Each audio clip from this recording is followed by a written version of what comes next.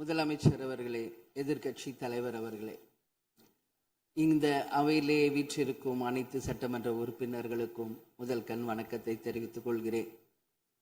இன்றைக்கு சட்டப்பேரவையிலே பேசப்பட்ட இந்த தீர்மானம் ஒட்டுமொத்த தமிழக மக்களின் வாழ்வாதாரத்தைக்கும் மிக முக்கியமான ஒரு தீர்மானம்.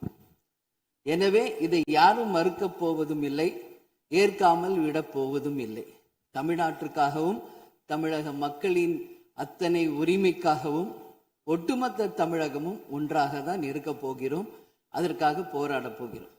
ஆனால் நாம் சற்று இதை பற்றி யோசித்தால், சுதந்திரம் வாங்கின காலத்திலிருந்து இன்றைக்கு வரைக்கும் காவேரி பிரச்சனையும் முல்லை பெரியாறு பிரச்சனையும் தமிழக மீனவர்கள் பிரச்சனையும் தொடர்ந்து பேசிக்கொண்டுதான் இருக்கிறோம். ஒழிய எதற்கும் இதுவரைக்கும் நிரந்தரமாக தீர்வு ஏற்பட்டதாக ஒரு வரலாறு இல்லை என்பதை நிச்சயமாக இந்த நேரத்தில் நான் பதிய வைக்க விரும்புகிறேன்.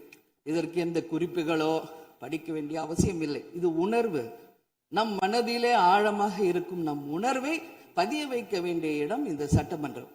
இந்த சட்டமன்றமே தமிழக மக்களுக்கானது. தமிழக மக்களின் வரி பணத்தில் நடத்தப்படுவதுதான் இந்த சட்டமன்ற இந்த கூட்டங்கள் எல்லாம்.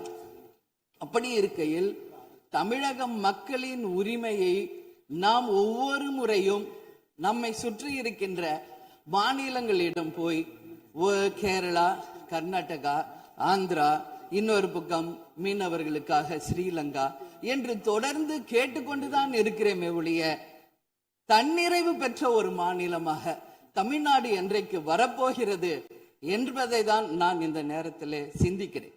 ஏன்னா நம்மை சுற்றி இருக்கின்ற நமது தலைவர்கள் எல்லாருமே இந்த பிரச்சனைக்காக, அம்மையார் புரட்சி தலைவி ஜெயலலிதா அவர்கள் காவேரிக்காக உண்ணாவிரதம் இருந்தாங்க, முதலமைச்சராக இருந்து. கலைஞர் அவர்கள் இதற்காக பல போராட்டங்கள் நடத்தினார். அண்ணன் ஸ்டாலின் அவர்கள் பல தீர்மானங்களை நிறைவேற்றி இருக்கிறார்கள். அது மட்டும் இல்லை, இதுவரைக்கும் முதல்வராக இருந்த அத்தனை பேருமே இதற்காக நாம பேசி இருக்கிறோம், போராடுகிறோம், சட்ட ரீதியாக நாம் அதற்கான தீர்வுகளை காண்கிறோம். அது மட்டும் இல்லை, காவிரி மேலாண்மை ஆணையம் ஒரு தீர்ப்பு சொல்றாங்க, உச்ச நீதிமன்றம் ஒரு தீர்ப்பு சொல்றாங்க. எதுவும் பேசியும் இதுவரைக்கும் தீர்வு இல்லை. இப்பொழுது முதல்வராக பதவியேற்றிருக்கும் சிவகுமார் அவர்கள் சொல்றாரு, நாங்க பேச தயாராக இருக்கிறோம் என்று. நமது முதல்வரும் சிவகுமார் அவர்களும், நான் என்ன சொல்றேன், இது எல்லாரும் மக்களுடைய, இப்போ இந்த அவை இது முக்கியமான சட்டமன்றம். இங்க வந்தவொன்னு எல்லாருக்கும் என்ன கொடுக்கறாங்க? தண்ணி தான் கொடுக்கறாங்க. அப்போ ஒவ்வொரு மனிதருக்கும் தண்ணி தான் முக்கியம். இன்னைக்கு காவேரி தாயின்னு தான் நம்ம சொல்றோம்.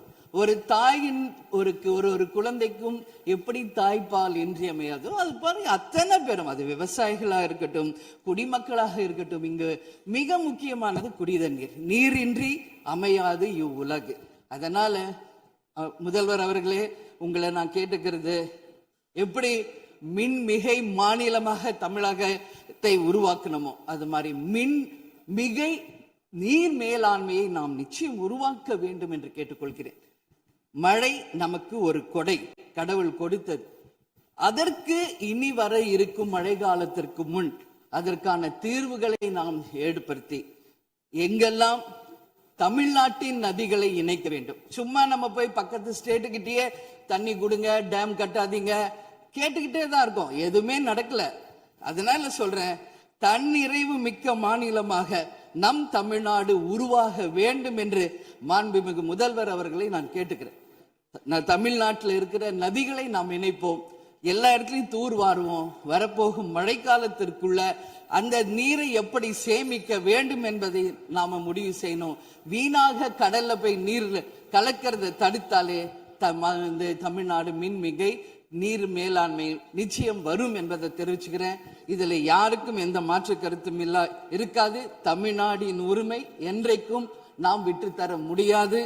முன்னொரு காலம் புரட்சி கலைஞர் கேப்டன் எதிர்கட்சி தலைவராக இருந்தபோது தமிழகத்தின் பிரச்சனைக்காக அனைத்து கட்சியும் ஒன்று திரட்டி டெல்லிக்கு சென்று பிரதமரை சந்தித்து தமிழக மக்கள் சார்பாக கோரிக்கை வைத்தார். அதுபோல் தேவைப்பட்டால் அனைத்து கட்சியையும் நீங்கள் ஒன்றாக அழைத்து சென்று தமிழக மக்களின் உரிமையை நிலையாக உறுதியாக நீங்கள் நிலைநாட்ட வேண்டும் என்பதை நான் கேட்டுக்கொள்கிறேன்.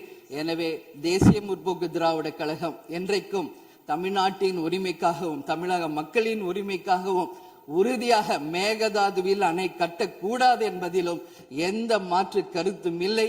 தீர்மானத்தை வரவேற்கிறேன் என்று கூறி அமர்கிறேன். நன்றி, வணக்கம்.